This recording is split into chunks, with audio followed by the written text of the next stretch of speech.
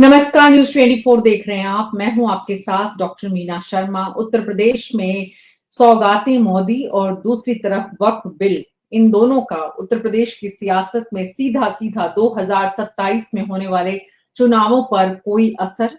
उत्तर प्रदेश की राजनीति में योगी और मोदी दोनों की ये जोड़ी जो है वो वक्फ बिल के नाम पर जो संशोधन अमेंडमेंट बिल आया है उसके साथ साथ सौगाते मोदी का जो दौर चल रहा है, उसमें उत्तर प्रदेश का मुसलमान जिस तरह से मोदी मोदी और योगी योगी की बात भी कर रहा है। कुछ तस्वीरें, कुछ वीडियोस, क्लिप्स भी आए हैं जिसमें अल्पसंख्यक समाज के लोग मोदी जिंदाबाद, योगी जिंदाबाद के नारे भी लगा रहे हैं। तो क्या उत्तर प्रदेश में इस पूरे प्रकरण से, यानी कि ये दो जो घटनाएं हैं, एक तरफ वक्फ बिल का आना और दूसरी तरफ सौगाते मोदी का प्लान जो है वो कोई बहुत जबरदस्त उत्तर प्रदेश की सियासत में अल्पसंख्यक समाज को बीजेपी से जोड़ने में कारगर होगा? क्या इससे इंडिया गठबंधन और खास करके उत्तर प्रदेश के प्रमुख पार्टी समाजवादी दल की चिंताएं बढ़ी हैं?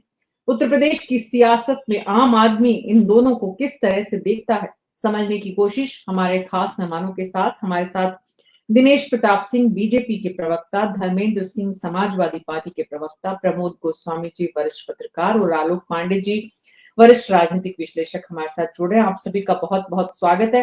धर्मेंद्र कुमार सिंह जी, दो मतलब जैसे कहते हैं कि इस बार एक साथ दोनों कॉन्ट्रडिक्शन है बहुत जबरदस्त, लेकिन दोनों में एक बात कॉमन है और वो है कि एक खास वर्ग के अल्पसंख्यक समाज को, यानी अल्पसंख्यक समाज भी ऐसा लगता है दो टुकड़ों में बंट जाएगा। डिवाइड एंड रूल, मुसलमान इस देश का उत्तरकाल में क्या नया वक्फ बिल यूपी में बीजेपी को लॉन्ग टर्म फायदा दिलाएगा? सवाल ये है।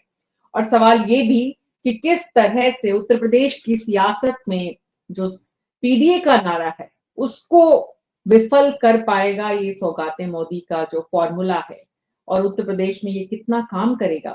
योगी आदित्यनाथ, जो कि एक बहुत बड़ा उत्तर प्रदेश की सियासत का चेहरा, नए वक्फ बिल को लेकर क्या सोचता है? उत्तर प्रदेश का अल्पसंख्यक समुदाय, समाज, यही समझने की कोशिश कर रहे हैं। धर्मेंद्र प्रताप सिंह जी, ये डिवाइड एंड रूल का फॉर्मूला नजर आता है आपको? मीना जी नमस्कार, आपके सभी पहले साथियों को, आपके दर्शकों को। नहीं, बिल्कुल देखिए, सवाल डिवाइड एंड रूल पर तब जा सकते हैं जब पहले नियत क्लियर हो जाए। और नियत क्या है? आपको जो अभी लोकसभा का चुनाव जब हो रहा था तो मोदी जी की 173 जो उनकी रैलियां और भाषण हुई, उसमें ह्यूमन राइट वॉच की एक रिपोर्ट के अनुसार 110 रैलियों में उन्होंने इस्लामोफोबिक बयान दिया, इस्लाम के, मुसलमान के खिलाफ बयान दिया। अब एक एक बयान का आपने कई बार जिक्र हुआ, उस पर चर्चा करने की जरूरत नहीं। और उसमें दौरान इनके भाषणों के करीब 28 घटनाएं अल्पसंख्यकों पे हमले पे हुई, जिसमें 1 दर्जन मुसलमान और 1 ईसाई महिला की मौत हुई। ये एक रिपोर्ट है, तथ्य आंकड़े हैं। बाकी जो आंकड़ों में नहीं आया होगा, क्या होगा, उस पर हम नहीं जा रहे हैं। मैं चूंकि आपके चैनल पर बैठा हूं, राष्ट्रीय चैनल पर, कोई ऐसी बात नहीं कहूंगा कि जिसको आप कंट्राडिक्ट करें या कि जिसका ऑथेंटिकेशन न हो। जो कपड़ों से पहचान लेता था, जो लोगों के ज्यादा बच्चा पैदा करने वाले कपड़े, जिसके नेता ये कहते थे जिसको सूर्य नमस्कार न हो उसको समुद्र में डुबा देना चाहिए, डूब जाना चाहिए, और लंबे भाषण है, तमाम चीजें हैं। उनको अचानक हृदय परिवर्तन, अचानक वो सौगाते मोदी किट, क्या हुआ? तो सच यही था कि उनकी नीयत लग गया था पहले से ही कि वो कुछ करारा वार करने वाले हैं, इसलिए ऐसा कर रहे हैं। और उन्होंने किया भी वही।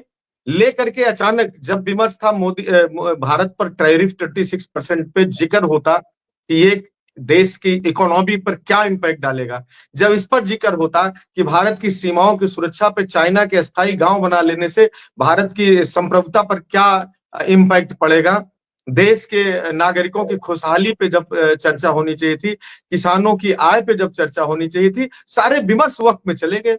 और वक्फ भी क्या, वक्फ में वो उनका मूल उद्देश्य, जैसा कि उनके नेता कहते हैं, अब वक्फ को पढ़िए ना, अगर उनके भाषण सुनिए तो उनको चिंता किसकी है?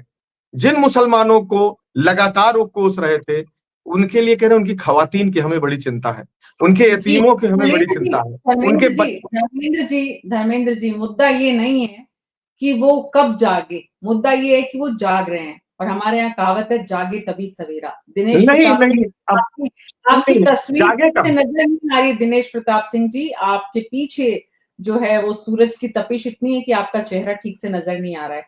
लेकिन अगर आप अपनी लोकेशन थोड़ी सी चेंज कर लेंगे तो बेहतर होगा। आपकी आवाज भी ठीक से नहीं सुन पा रहे। आलोक पांडे जी, पहली बात तो ये कि जो धर्मेंद्र कुमार सिंह जी का कहना है कि भाई इतने दिन तो आपने ध्यान नहीं रखा, आज आप ध्यान रख रहे हैं। अब दोनों ही पक्ष है इसके, इतने दिन ध्यान नहीं रखा तो अब ध्यान क्यों नहीं रखी, अब ध्यान रख रहे हैं, पहली बात। दूसरी बात, अब अगर ध्यान रख रहे हैं तो विपक्ष विचलित क्यों है। तीसरी बात, अगर ध्यान रखने के पीछे एक सोची समझी रणनीति है तो क्या ये रणनीति ग्राउंड पर कारगर होगी, काम करेगी। मैं तीसरी बात से उत्तर दे रहा हूं। मेरी आवाज आ पा रही है? बिल्कुल सुन पा रहे हैं आपको दिनेश जी, बहुत बढ़िया, थैंक यू। तो जो ये है कि जो मोदी योगी की रणनीति है, सौगातें मोदी है, ये काम करेगी नहीं, ये मूल प्रश्न ये है। सौगातें मोदी काम कर रही है, वोट बैंक के रूप में भले नहीं, लेकिन ये बात तो सही है, सौगातें मोदी तो बहुत छोटा हिस्सा है। 10 साल पहले से भारत सरकार ने इस तरह से काम किया है कि मुसलमान उनकी जो आर्थिक योजनाएं हैं, जो डेवलपमेंटल योजनाएं हैं, उसमें बहुत बड़ा हिस्सा प्राप्त कर रहे हैं। उसकी तुलना में सौगाती मोदी की तो चिन्ह है, इसका कोई सिंबॉलिक महत्व है, इसका ग्रेविटेशनल फोर्स उतना ज्यादा नहीं है जितना जब किसी को मकान मिलता है, जब किसी को गैस सिलेंडर मिलता है, पिछले 5-7 साल से भोजन मिल रहा है, मुफ्त राशन मिल रहा है। ये बड़ी चीजें थी। सौगाते मोदी एक सम्मान है, जो टोकन है, टोकनिज्म है, रिस्पेक्ट है। और वो सबको मिलाकर के अगर आप देखें तो वक्फ बिल पास होने पर ये बात तो दिखाई दे रही है कि उस तरह की हार्शनेस नहीं है। और उत्तर काल में मैंने इसकी पिछली वाली डिबेट में मैंने कहा था कि टीवी के अंदर मुस्लिम रिप्रेजेंटेटिव या मुस्लिम वोट बैंक को भुनाने वाले ही कहते हैं कि हार्शनेस बहुत है। आपको याद होगा मैंने पिछली डिबेट में कहा था, हार्शनेस उस तरह की नहीं है सोसाइटी में जिस तरह की उनके वोट बैंक प्राप्त करने वाले दिखाते हैं, या वो लोग जो वक्फ बिल से जो एक एलीट क्लास बन गया, जिसमें हिंदुओं में एक एलीट क्लास, वैसे मुसलमानों में एक एलीट क्लास का सराप हो गया। 15% जो हजारों लाखों करोड़ की एक इनकम करता था, वो बैठा हुआ था, वो डराता था धर्म के नाम पर। लेकिन उसने सीए पे डराया, उसने ट्रिपल तलाक पे डराया, उसने 370 पे डराया। तो मुसलमानों को बार बार लगा कि हर बार हमारा जो वोट लेने वाला बंदा है वो हर बार हमको बरगलाता है, हर बार। तो इसलिए वो हार्शनेस नहीं है। ये बात न्यूज 24 में पहले ही बात मैं डिस्कस कर चुका हूं, रिपीट करता हूं, ये रिपीट है कि उस तरह की हार्शनेस नहीं है। इसीलिए जो मुसलमानों की ऑक्सीजन पर जिंदा है, मुस्लिम वोट बैंक की ऑक्सीजन पर जिंदा है, उन्हें चिंता ये हो रही है कि बीजेपी को लेकर जो एक चिढ़ थी मुसलमानों के अंदर, वो चिढ़ कम हो रही है। मैं फिर दावा करता हूं कि 2027 में उत्तर प्रदेश में बहुत वोट मुसलमानों का बीजेपी को मिलेगा, बिल्कुल नहीं मिलेगा, मैं फिर कह रहा हूं नहीं मिलेगा। लेकिन ये भी सच है कि बीजेपी को क्या हराने के लिए उसी तरीके से मुसलमान वोट देगा, इसमें थोड़ा सा डाउट आ रहा है। जी, तो मुसलमान अभी बीजेपी से बहुत प्रसन्न नहीं है, लेकिन नफरत की हद तक जो नफरत थी वो नफरत कम हो रही। नफरत की दीवार तो ढहनी ही चाहिए और उसकी एक समय सीमा होती है। वो पीढ़ी अलग थी, वो दौर अलग था, आज पीढ़ी अलग है, आज जरूरत अलग है। आज की जरूरत के मुताबिक आज की बीजेपी ढलने का प्रयास कर रही है, तो आज का मुसलमान भी, इस देश का अल्पसंख्यक भी समय के मुताबिक क्या अपने आप को ढालेगा। एक बात तो ये, और दूसरी बात, जो कुछ कहा जा रहा है, जो कुछ किया जा रहा है, उसके पीछे एक मंशा अलग और जो मंशा दूसरी तरफ समझी जा रही है, समझाई जा रही है, यानी विपक्ष की तरफ से उस मंशा पर जितने सवाल हैं, विपक्ष के सवाल भी लाजमी हैं, हद तक सही हैं अपनी, क्योंकि विपक्ष ने इतिहास देखा है, वर्तमान थोड़ा अलग है। तो बदला हुआ वर्तमान बीते हुए इतिहास को हमेशा बदलने के लिए ही बदलता है धर्मेंद्र कुमार सिंह जी। तो जब कभी भी नई लकीर खींची जाती है तो विरोध स्वाभाविक है। दिनेश प्रताप सिंह जी हमारे साथ जुड़ गए हैं। दिनेश जी, लेकिन वक्फ बोर्ड का फैसला, उस पर नए बिल का आना, पुराने वक्फ नियमों को बदलना, उसमें जिस तरह का विरोध नजर आ रहा है, और दूसरी तरफ सौगाते मोदी, तो दोनों में कॉन्ट्राडिक्शन देखते हैं आप? मुझे लगता है कि नेटवर्क की दिक्कत है। मेरी आवाज आप तक पहुंच रही है? जी दिनेश जी, हम सुन पा रहे हैं आपको। जी, असल में दिक्कत क्या है कि आज राजनीति में विपक्ष से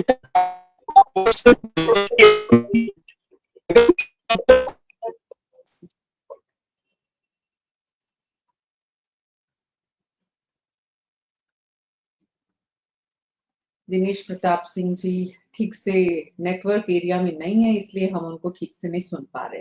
धर्मेंद्र कुमार सिंह जी, आपके पास वापस आती हूँ। मौका है, अवसर है आपके पास अपनी बात ज्यादा कहने का। सत्ता पक्ष जो है वो बीजेपी जो तकनीकी रूप से जबरदस्त जो है इक्विप्ड है, हर हाल में उनके पास बेहतर सुविधाएं हैं, लेकिन फिर भी हर व्यक्ति की अपनी सीमा भी होती है और वो शायद कहीं बाहर है। तो दिनेश प्रताप सिंह जी वापस जुड़े, तब तक धर्मेंद्र कुमार सिंह जी, मुद्दा ये है जो आलोक जी ने कहा, वोट में तब्दील हो ना हो, लेकिन जो मन में एक टीस है वो थोड़ी कम होगी। नहीं मीना जी, देखिए वो आलोक जी बेहतर जानते होंगे, लेकिन सच इसके जस्ट विपरीत है। आज हिंदुस्तान का एक बहुत बड़ा वर्ग, पहले तो एक चीज ये दिमाग से निकाल लेना चाहिए हम सबको, तमाम राजनीतिक दल के लोगों को, कि हिंदुस्तान का चाहे मुसलमान हो, चाहे पिछड़ा हो, चाहे दलित हो, चाहे अल्पसंख्यक हो, चाहे हमारी मातृशक्ति के लोग हो, उनको कोई बेवकूफ गलत नैरेटिव्स बना सकता है। वो समझदार नहीं है इस युग में। ये जो कह रहा है वो मुगालते में है, वो गलत फहमी में है, वो अपना भला बुरा और सारी चीजें। आज टेक्नोलॉजी का दौर है, और अमेरिका में क्या घटना होती है, हो सकता है हमको आपको जानकारी से पहले हमारे गांव के अंतिम व्यक्ति तक उसके मोबाइल के माध्यम से, अन्य सोशल मीडिया के माध्यम से, चर्चा पर्चा के माध्यम से पहुंच जाती है, और वो अवेयर है कि हमारा हित किसमें है, कि हमारा अहित किसमें है।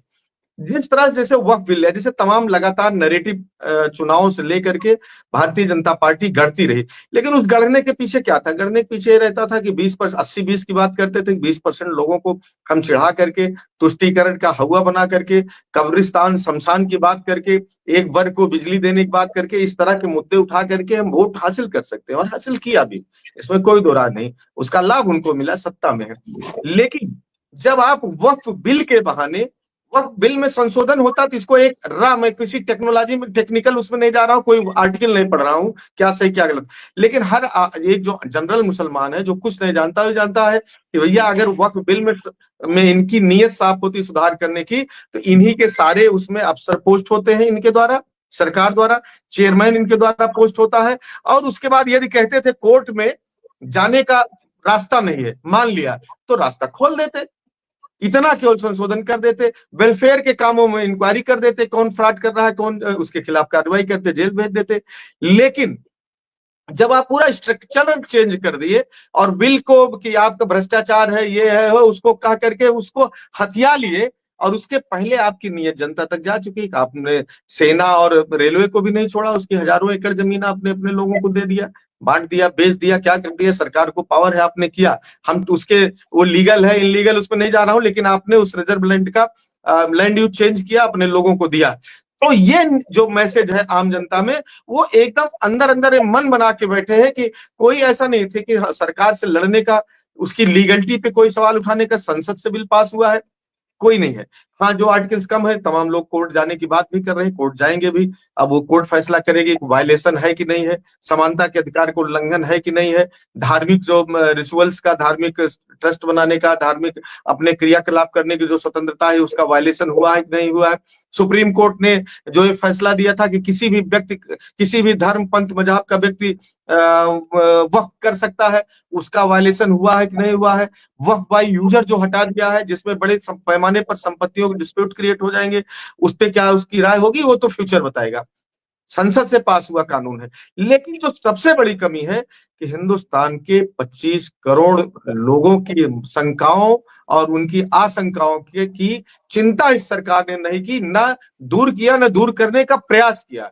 और इसको लेकर के न केवल मुसलमान वर्ग में है, अब मैं उस पर आता हूं जो हमारे साथी बता रहे थे, जो हिंदुस्तान का कमजोर वर्ग है, पिछड़ा वर्ग है, दलित वर्ग है, आदिवासी वर्ग है, आधी आबादी है, उसको जो उम्मीद थी कि हमारी चिंता मोदी सरकार करेगी, 2 कार्यकाल पूरा कर ली, हो सकता है तीसरे में कर दे, उससे वो बहुत दुखी है, बहुत नाराज है और गुस्से में है। वो चुनाव में जवाब देगा कि हम तो वहीं रह गए, हिंदुस्तान में दलितों, पिछड़ों, आदिवासियों की क्या स्थिति है और उनकी महिलाओं की क्या स्थिति है, इसको आप अगर देख करके उस कंटेक्स्ट में अगर सोचेंगे तो आप देख लीजिएगा कि जो नाराजगी है, जो हमने पीडीए का नारा दिया है, वो उनको दिख रहा है कि जो हम लोग समय से लेकर के आए पिछड़े दलित अल्पसंख्यक, उनके साथ ये सरकार अन्याय कर रही है, उनकी मूलभूत जरूरतों सुविधाओं से दूर भाग रही है, उनको मार्जिनलाइज करना चाहती, हाशिए पे ही रखना चाहती, वो आशंका सच साबित हो रही है। वो उनके बीच प्रूव हो रहा है कि वो तो हमारा नाम तक नहीं लेते हमारे लिए कुछ करने के बाद। जाने दीजिए, इनको चिंता है 3 तलाक,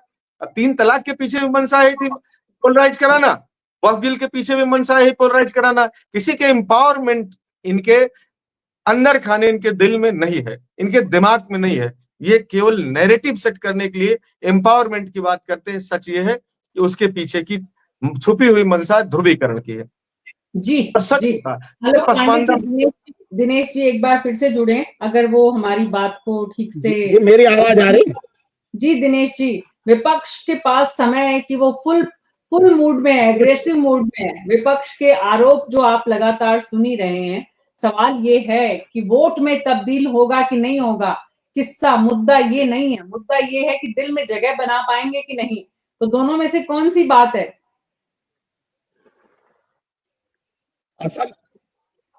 असल में दिक्कत क्या है विपक्ष के साथ, मैं पहले अपनी बात कह रहा था लेकिन मेरी बात पहुंच नहीं की दिक्कत है। मैं यही कह रहा था कि सिर्फ अपने देख कर के नियम उसी तरह से संवैधानिक दुरुपयोग करते हैं, उनको हर चीज में दिक्कत ही नजर आती है। आप विपक्ष को सभी कामों में, सत्ता पक्ष में मोदी जी की सही है, जो भी ऐतिहासिक निर्णय ले रही है कि एक निर्णय से ही भी विपक्ष के लिए निर्णय नहीं कर रहे हैं, जनता के लिए निर्णय कर रहे हैं।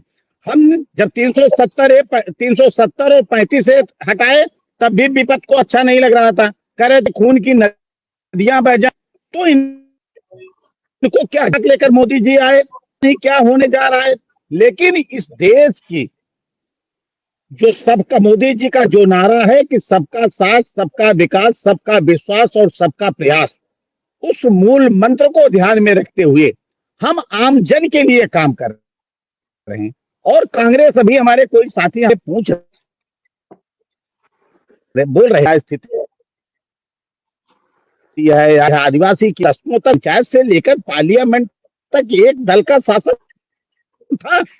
इस स्थिति में उनको पहुंचा कौन? और अब जब भारतीय जनता को अवसर मिला तो देश की संवैधानिक बैठाने का काम नहीं किया, तो नरेंद्र मोदी जी की सरकार ने किया। जब अवसर मिला तो इस देश में अल्पसंख्यक जिसकी बात की जाती है, सर्वोच्च कुर्सी पर बैठाने का कार्य ने किया। विरोध करने का काम इंडिया अलायंस के लोगों ने किया था। अब बैठ के कैसी चर्चा करते हैं, कैसी बात आप करते हैं। आज जो वक्त की चर्चा हो रही है, मैं प्रतापगढ़ का रहने वाला हूं, मेरे बगल में प्रयागराज है, मेरी शिक्षा दीक्षा इलाहाबाद विश्वविद्यालय में हुई है। अल्फ्रेड पार्क है जिसको चंद्रशेखर आजाद पार्क कहा जाता है। आज से नहीं पता नहीं कितने वर्ष उसको वर्ष ने कह दिया कि हमारी संपत्ति है। में आप लोग दिल्ली के रहते हैं, रुपए की लीज पे चल रहा है मैरियट होटल। आप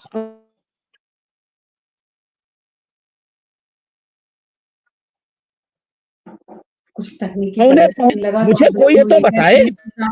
दिनेश प्रताप सिंह जी, आपको ठीक से नहीं सुन पा रहे, हमारे दर्शक भी बाधित हो रहे हैं, परेशान हो रहे हैं। तो प्लीज आप जब भी कनेक्ट करें किसी ऐसी जगह से करें जिससे कि आपको का काम आपने किया है, कितने यात्री का काम किया है।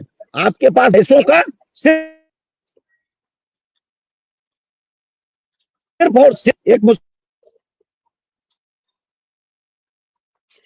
जी बड़ी जबरदस्त बहस इस मुद्दे पर देश की संसद में भी हुई। बहुत शायरी, शेरो शायरी भी सुनने को मिले इस मुद्दे पर।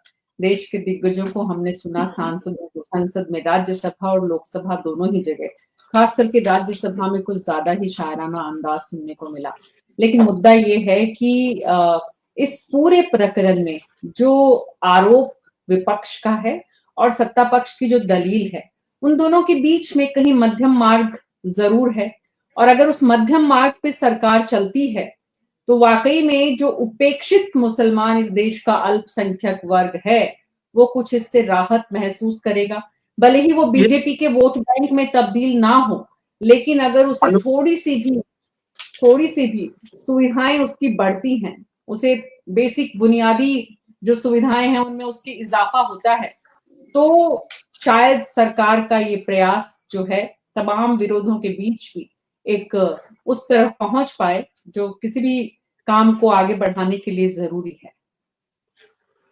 देखिए, मेरा मानना है कि पार्लियामेंट में 10 सेकंड सर, मेरा क्वेश्चन डाइवर्ट हो जाएगा, आप अपने उसको बोल लीजिएगा। मैं आऊंगी आपके पास धर्मेंद्र जी। नहीं ठीक है। मैं सिर्फ ये कह रहा हूं कि भारत में जब जो सरकार रूलिंग गवर्नमेंट में होती है, जो भी दल, माना जाता है कि देश के मन ने उसे 5 साल तक या जब तक वो सत्ता में है देश के हित के लिए निर्णय बनाने का अधिकार दिया है। अब अगर इसको लेकर के विपक्ष ये कहता है, कल टीएमसी की सांसद थी शायद महुआ मैत्रा, उन्होंने कहा कि ये देश के लिए काला दिन है। कैसे? सब इलॉजिकल बात की भी लिमिट होनी चाहिए। अगर पार्लियामेंट से कोई कानून पारित हुआ है तो काला दिन कैसे? उन्होंने लॉजिक दिया कि केवल पक्ष और विपक्ष के बीच में 50 सांसदों का गैप है मात्र, इसलिए विपक्ष वाला सही है और जो जिसके पास 50 सांसद ज्यादा है वो गलत है और ब्लैक डे है। अब अगर आप इस तरह से डेमोक्रेसी को कलंकित करेंगे, अटल बिहारी की सरकार 1 वोट से गिरी थी, तब कहा जा रहा था लोकतंत्र में तो नंबर गेम है, 1 ही वोट का महत्व है। अब 50 सांसदों को लेकर के कहा जा रहा काला दिन है, तो विपक्ष को भी अपना स्टैंड क्लियर रखना चाहिए। जब अगर सदन से कोई कानून पारित हो गया, एक ही रास्ता बचा सर्वोच्च न्यायालय में, उसको चुनौती दे सकते हैं और वहां जाकर के अगर सर्वोच्च न्यायालय जो स्टैंड लेगा वो अंतिम निर्णय होगा उस समय के बाद। लेकिन इस तरह की बात को जब आप कहते हैं कि बीजेपी सरकार कुछ जो भी करती है वो काला दिन होता है, और जो ये कांग्रेस सरकार जो सत्ता में थी या यूपीए सत्ता में था तो वो व्हाइट डे था।